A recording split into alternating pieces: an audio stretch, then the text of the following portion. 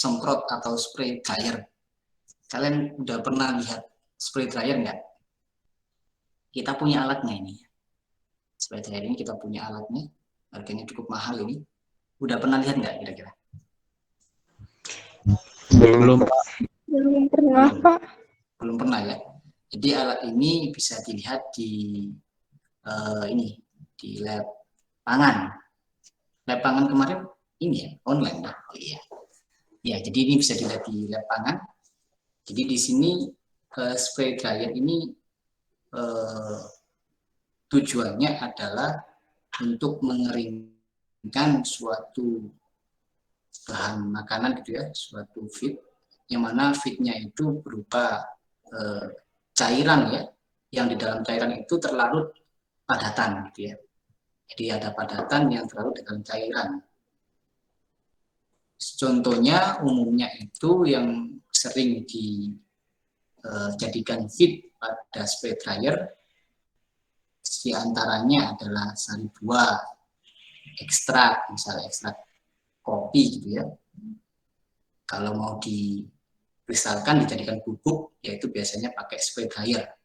Kemudian susu juga, susu bubuk yang kita sering konsumsi itu pengkristalannya dengan menggunakan spray dryer ya, dan juga bahan cair yang lain. Nah, pada spray dryer di sini dilakukan pengeringan secara direct ya, berarti feednya dikontakkan langsung dengan udara panasnya, udara pengeringnya, dan udara pengering yang digunakan biasanya ini ya, suhunya 180 derajat Celcius, jadi sampai 180 derajat Celcius. Untuk suhu produk yang dihasilkan itu biasanya 80 sampai 90 derajat Celcius. Produk hasil dari spray dryer itu tadi ya berupa butiran-butiran kecil atau bubuk ya. Jadi yang awalnya cairan menjadi bubuk. Kemudian ini basic konsep dari spray drying. Spray drying merupakan pengeringan semprot, di mana di situ tujuannya adalah pembentukan butiran dari cairan curah atau solid liquid gitu ya. Kemudian terjadi pembentukan butiran ini akibat adanya pengambilan air atau kelembapan ya. Jadi kelembapannya itu dihilangkan dengan cara dikeringkan sambil disemprot gitu ya. Penyemprotan tadi kan menyebabkan cairan tersebut ukurannya menjadi lebih kecil gitu ya, ukurannya membentuk partikel-partikel kecil. Nah, akibatnya itu nanti produknya adalah berupa partikel-partikel kecil yang nanti menjadi bubuk gitu ya. Butiran cair disemprotkan ke ruang pengering atau drying chamber. Ya. Jadi di sini feednya akan disemprotkan ke dalam drying chamber melalui atomizer ya, atomizer atau sparkle. Sparkle ini berfungsi untuk membuat feed yang cairan tadi itu yang ada padatannya tentunya menjadi partikel-partikel kecil atau droplet ya, atau bentuknya sangat kecil sampai dibilang kayak atom gitu ya, makanya penyemprotnya dinamakan atomizer. Kemudian gas panas atau media pengering dengan kelembapan rendah bercampur dengan butiran terdispersi. Jadi di situ gas yang digunakan untuk mengeringkan ini tentunya memiliki kelembapan yang rendah ya. Jadi supaya produknya juga kelembapannya rendah, maka gas panasnya juga diharapkan memiliki kelembapan yang rendah. Kemudian butiran individual atau atom dibentuk oleh atomizer ya. Tadi ya saya sebutkan bahwa butiran-butiran yang nantinya menjadi serbu itu dibentuk atau menjadi seperti itu karena adanya atomizer atau sparkle ya. Kemudian pengeringan semprot juga dikenal sebagai teknik pemrosesan partikel. ini atomizer yang ada di sini. Itu di sini atomizer ada 2 tipe. Ada yang tipe pneumatik, ada tipe putar. Tipe pneumatik ini artinya supaya dia menjadi partikel gitu ya, partikel-partikel padat yang kecil-kecil itu feednya itu ditekan dengan udara tekan gitu ya, sambil dilewatkan pada lubang-lubang yang kecil, sehingga nanti keluarannya juga berupa sparkle-sparkle atau butiran-butiran kecil. Kemudian kadar air dari butiran atau droplet suspensi ini akan segera menguap ketika dia dilewatkan atau dimasukkan ke dalam spray dryer ya. Proses perpindahan massa dan panasnya itu simultan. Jadi di sini kan feednya itu dimasukkan ke spray dryer lewat nozzle tadi, lewat atomizer tadi. Sambil itu dialirkan udara panasnya gitu ya.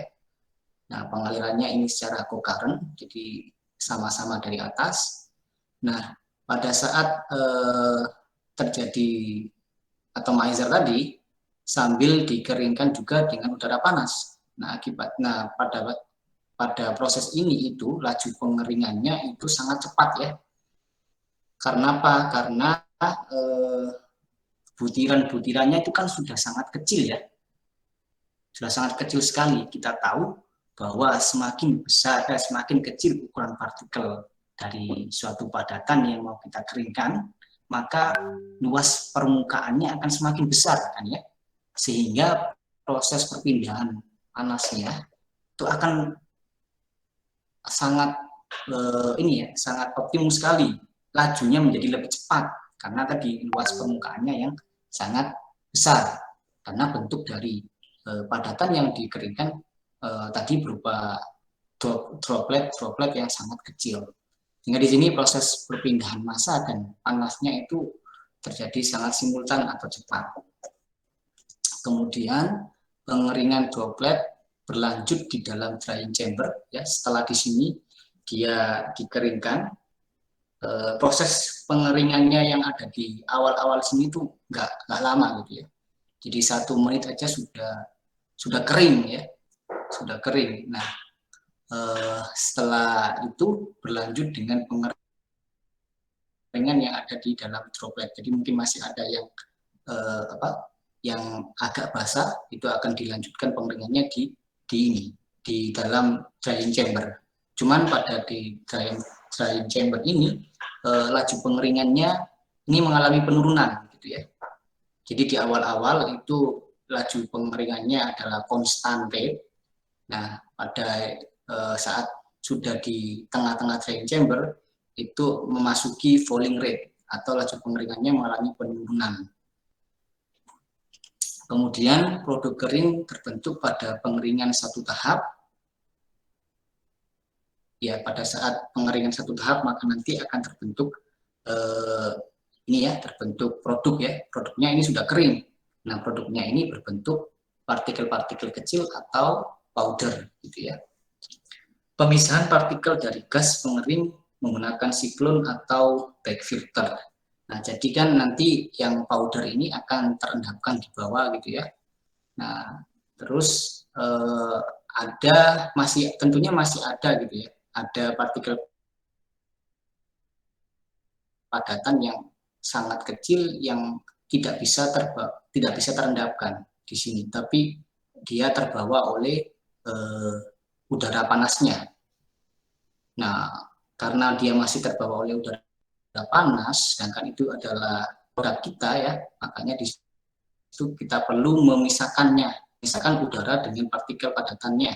Nah, biasanya digunakan siklon atau back filter atau scrubber gitu ya. Nah, ini diagram alir dari ini gambarnya ya.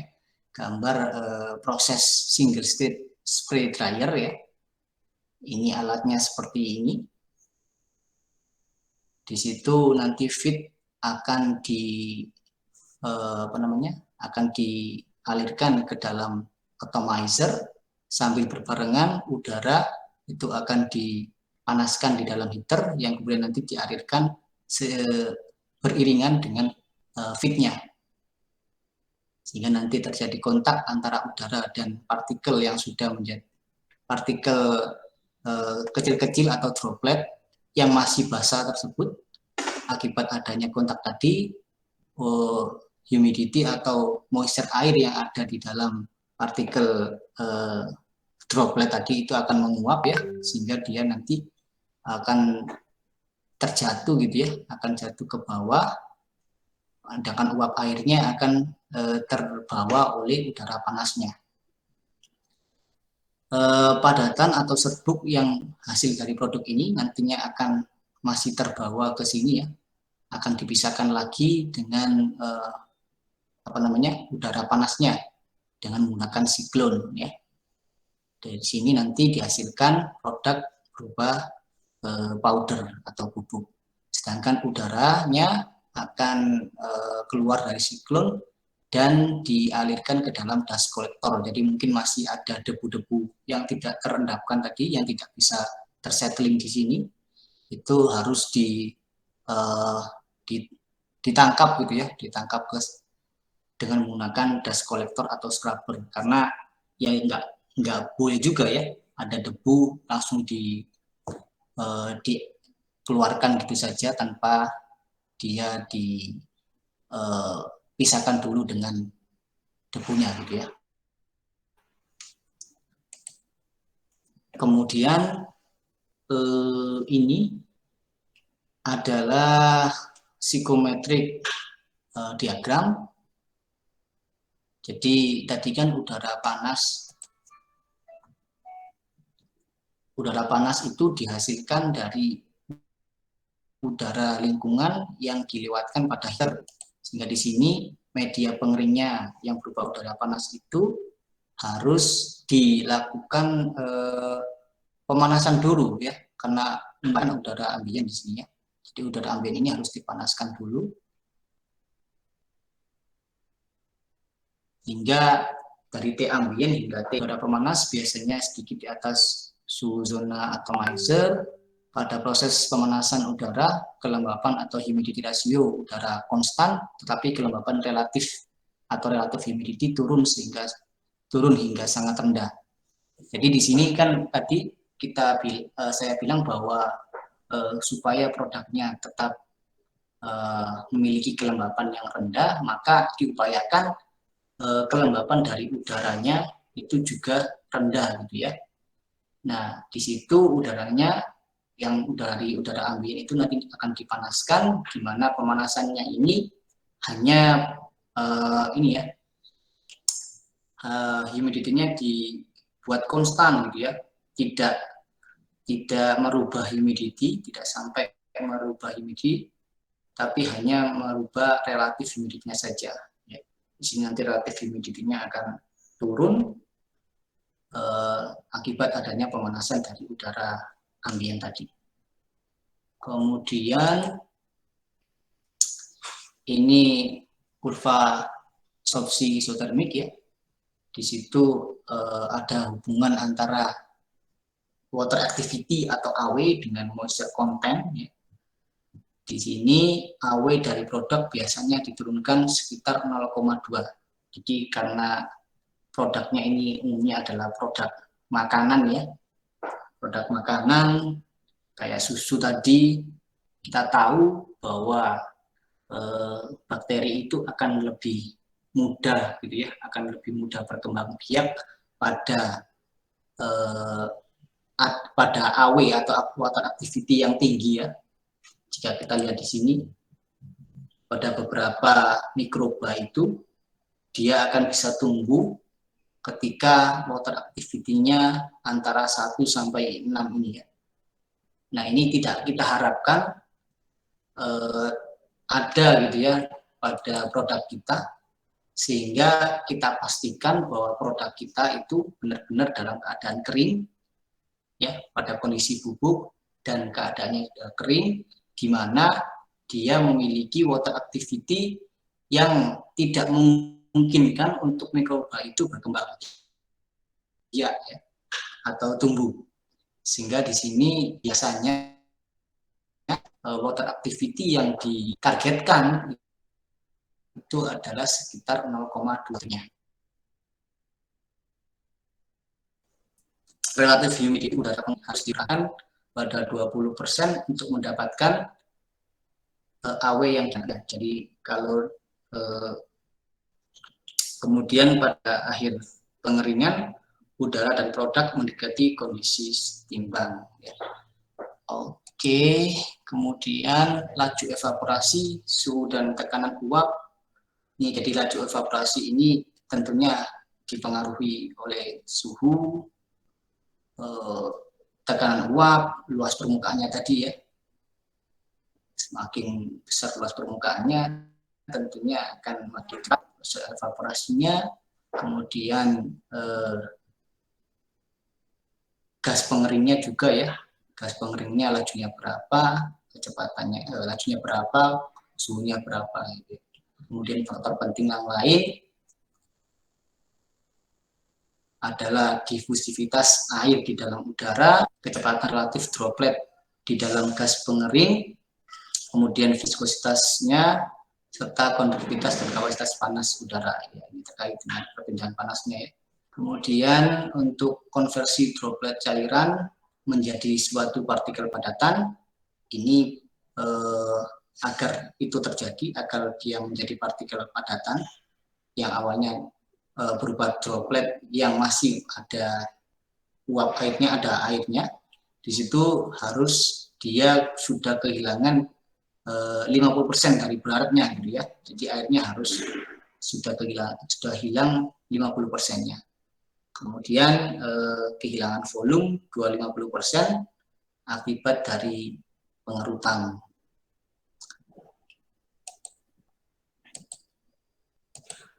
Kemudian ini komponen-komponen sistem spray dryer, ada pemasok udara pengering dan sistem pemanasan tadi ya. Ada ini di bagian sistem yang menyediakan udara panasnya. Kemudian ada sistem atomisasinya ya. Di sini ada sistem atomisasinya, kemudian drying chamber, dan ada juga sistem pemisahannya ya. Nah, sistem pemisah serbuknya antara serbuk dengan udara panasnya nanti dipisahkan. Kemudian juga ada tambahan yaitu jumlah tahapan dan mode pengeringannya. Tentunya dengan menambah jumlah tahapan, proses itu akan semakin efisien gitu ya. Kemudian Chandra, ya Chandra. Bapak mohon maaf memotong, izin mengingatkan Pak untuk 16-15 itu kelas 3B ada kuliah pengendalian mutu pangan Pak dengan Bu Nancy. Oh gitu. Ya sudah ya. Oke, ya sudah. Saya juga ini masih di kampus. Kalau jam 16 itu sudah ini ya, sudah harus balik karena OB-nya sudah siap-siap pulang. Jadi mungkin kita boleh cukupkan sampai di sini aja ya. Nanti dilanjutkan tadi sampai sini ya. Iya, benar, kita cukupkan aja sampai di sini. Hari Senin kita lanjutkan ke pengeringan spray dryer dan juga contoh soalnya. Oke, saya kira